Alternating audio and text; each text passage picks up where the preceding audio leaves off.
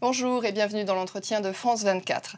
Depuis 18 mois, la Syrie focalise toutes les attentions. Au départ, on a vu une révolution lors du printemps arabe. Et puis on a parlé de conflit en Syrie. Finalement, on a utilisé le terme de guerre civile. Le monde s'est d'ailleurs scindé en deux. D'un côté, les États-Unis, les pays occidentaux, les pays du Golfe et certains pays arabes qui voient là un tyran qui martyrise son peuple. De l'autre, des Russes, des Chinois, des Iraniens, d'autres pays arabes qui voient une volonté de déstabiliser le régime alaouite pour imposer d'autres intérêts. Problème, au milieu de toutes ces lectures se trouve un peuple, des civils, des réfugiés, des morts, des blessés. Pour en parler avec nous, Ronnie Broman, bonjour. Bonjour. Vous êtes ancien président de Médecins sans frontières et vous êtes professeur à Sciences Po à Paris. Aujourd'hui, quelle est la lecture que vous faites de ce conflit ? Je crois qu'il y a d'abord plusieurs lectures à avoir. Il y a la lecture politique la plus évidente qui est à l'origine de cette affaire, de ce soulèvement, c'est-à-dire l'oppression d'un peuple par un régime et la manifestation par ce peuple de l'envie de vivre une vie normale sans avoir au-dessus de soi la menace d'une répression, d'un enfermement arbitraire ou de mesures de rétorsion quelconque. Lorsqu'on lit les déclarations des révolutionnaires, on est frappé par le caractère extrêmement ordinaire de leurs revendications finalement. Il s'agit d'arriver à vivre une vie normale, de pratiquer sa religion, d'exprimer ses idées sans risquer le pire. Mais il y a aussi dans cette histoire des affaires, des clivages régionaux et religieux sur lesquels naturellement on insiste aussi et qui font partie donc du problème.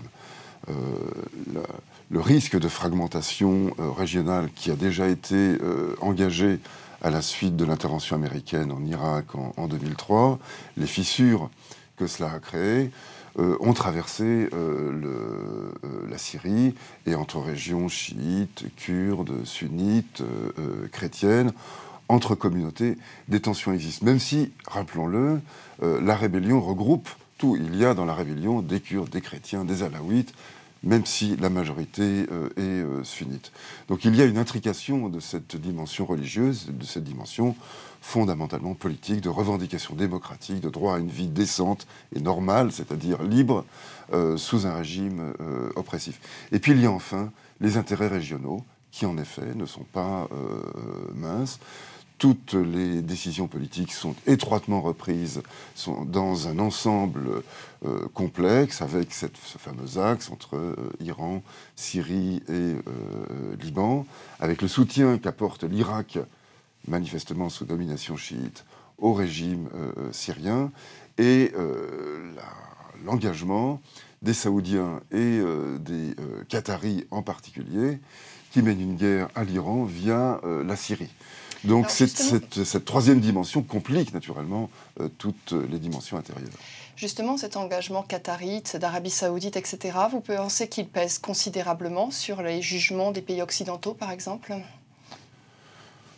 Pas tant que ça, puisque en Libye, où l'engagement militaire occidental a été très précoce, très fort, le soutien des Qataris et des Saoudiens était tout aussi fort. Et d'ailleurs, une bonne partie du financement de la rébellion, de l'information, de la propagande relayée depuis la rébellion a été assurée par le Qatar. Donc non, je ne crois pas que cela pèse tant que cela. Je crois que... Pardon. Une question, parce que justement, vous venez d'en parler. Vous venez parler du conflit libyen. C'est très intéressant parce qu'on se souvient que quand il y a eu l'affaire de Libye, vous avez été une des voix en France qui s'était opposée au fait d'intervenir militairement en Libye. Alors naturellement, la question, on va vous la poser sur la Syrie, parce que quand on voit où en est ce conflit, régulièrement, la question est qu'est-ce que l'on peut faire ? Est-ce qu'il faut intervenir ? Pas question, il y a le triple veto chinois et russe au Conseil de sécurité, mais la question persiste.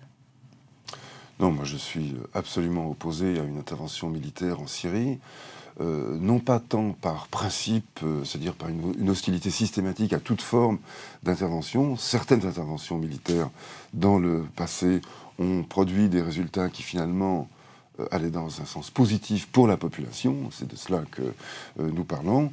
D'autres, au contraire, aggravent une situation qu'elles prétendent réparer ou améliorer. Ce serait, me semble-t-il, inévitablement le cas en Syrie. D'ailleurs, la première chose à faire, c'est de remarquer que les appels à une intervention extérieure, contrairement à ce qui se passait en Libye, mais je crois que les situations sont tellement différentes qu'il n'est pas vraiment éclairant de les rapprocher trop, il n'y a pas véritablement d'appel à une intervention. Au mieux, entend-on, au mieux ou au pire, entend-on des appels à une zone d'interdiction aérienne le long de la frontière turco-syrienne. Cela dit, peut-être qu'il n'y a pas d'appel parce qu'il y a une opposition qui est extrêmement divisée. Est-ce que c'est parce qu'il n'y a pas une parole unique ou est-ce que c'est parce que la population veut vraiment gérer les choses par elle-même ? Je ne sais pas. Je ne suis pas capable de répondre à cette question. Je ne peux que donner l'impression d'un observateur extérieur. Il me semble que les divisions qui marquent la rébellion syrienne, je ne crois pas qu'il faille d'ailleurs reprocher à l'excès ces divisions au peuple syrien. Dans une situation de dictature, les formes d'organisation politique sont vraiment toujours minimalistes. Et face à une situation si complexe et à un pays si divisé, division que le régime a fondamentalement et puissamment entretenu et creusé, c'est le contraire qui serait étonnant. Ce serait d'avoir une opposition, une rébellion unie. Reste que le problème se pose. Sur le plan politique, en effet, il n'y a pas une voix qui soit représentative de l'ensemble de l'opposition. Et les appels que le président Hollande a lancés au Conseil national syrien pour être la voix du peuple syrien et devenir l'organe représentatif, pour l'instant, n'ont pas reçu d'écho. Donc il y a un sérieux problème, et je crois qu'il reflète aussi des divisions à l'intérieur du peuple syrien. Mais encore une fois, ne reprochons pas au peuple syrien ces divisions, considérons cela comme un problème par rapport à l'intervention, mais l'état de toute société qui va vers la démocratie, c'est précisément un état de division. Votre parole clé, c'est de dire quand un pays comme ça se révolte quelque part, ça veut dire qu'il veut être indépendant, il faut respecter sa maturité.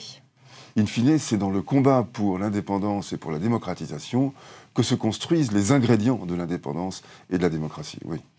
On va faire un petit focus sur les réfugiés, parce que je rappelais, vous êtes ancien président de Médecins sans frontières, vous connaissez très bien la situation.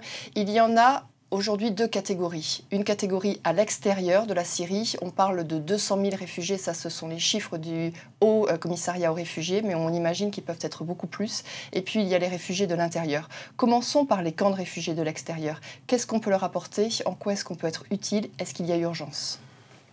Il y a urgence à soutenir les pays qui sont les hôtes des camps de réfugiés. Mais il faut aussi, et cela est un motif, disons, de relatif optimisme, constater que dans les camps existants, la situation est certes rude, parce qu'il n'y a pas de camps qui soient des hôtels 4 étoiles, des clubs hôtels dans lesquels on se sente bien, naturellement, mais les gens sont accueillis.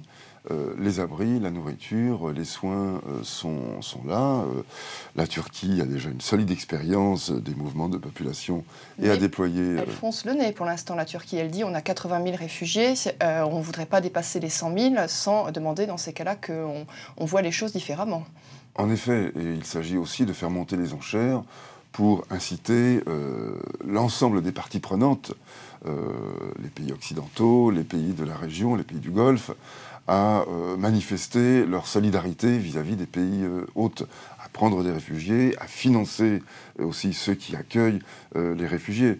Je dirais que c'est de bonne diplomatie de faire cela. Pour l'instant, il n'y a pas encore saturation. Je crains que cela n'arrive naturellement dans les semaines qui viennent, car le rythme auquel s'accélèrent les mouvements de réfugiés est très préoccupant, et on va atteindre sans doute les 100 000 en Turquie dans très peu de temps, de même en Jordanie, en Irak, au Liban. Donc la situation est potentiellement préoccupante, mais il n'y a pas de risque létal, de risque mortel aujourd'hui dans les camps. Alors parlons du dernier dossier, c'est le dossier des déplacés. Là encore, les chiffres sont très difficiles à voir, hein. On parlait à un moment donné d'1 million, certains vont jusqu'à aujourd'hui 3 millions, donc ça montre à quel point on n'en sait finalement rien. C'est quoi la situation d'un déplacé dans un pays en guerre? C'est la situation de quelqu'un qui cherche un abri provisoire en dehors de chez lui. À partir de quand caractérise-t-on un déplacé? À partir de quelle durée de déplacement? À partir de quelle distance par rapport au lieu d'origine peut-on parler de déplacé? Tout cela est question d'appréciation politique. Il n'y a pas de règles qui permettent de trancher. Et c'est la raison pour laquelle il est extrêmement difficile de chiffrer un nombre de déplacés. Et on les aide comment, ces personnes-là, concrètement ? Concrètement, on n'y arrive pas. Il faut là être très clair. Médecins sans frontières, par exemple, a installé une unité médico-chirurgicale dans le nord de la Syrie. Elle aide les blessés, elle soigne des gens, mais c'est à peu près tout ce que nous pouvons faire, et c'est ce que Médecins sans frontières peut faire, et c'est à une échelle qui est forcément limitée, même si elle est précieuse pour les gens qui reçoivent cette aide. D'autres ONG tentent de rentrer en ce moment, mais elles n'y parviennent pas. La Croix-Rouge internationale agit par le truchement du Croissant Rouge syrien, dont les liens avec le régime sont tout de même bien connus, ce qui, à certains endroits, facilite la distribution de l'aide et à d'autres la complique considérablement. Donc on ne peut pas compter là-dessus pour assurer l'aide. Donc il faut bien être conscient que tant que la guerre durera, tant que ce niveau de violence sera tel, l'aide humanitaire ne pourra pas raisonnablement parvenir aux réfugiés internes. Donc une situation effectivement désastreuse pour la population syrienne. Merci beaucoup Ronnie Broman de votre analyse. Merci d'avoir participé à cet entretien de France 24. D'autres informations tout de suite à suivre sur notre chaîne.